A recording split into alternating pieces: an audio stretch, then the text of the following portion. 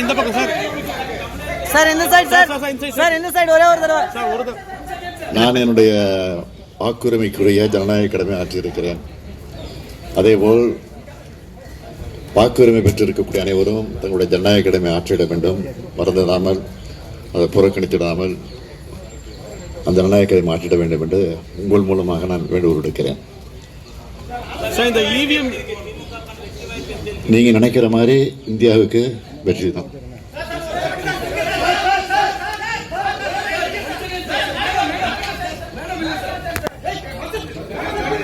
Sir 2 பேரும் sir.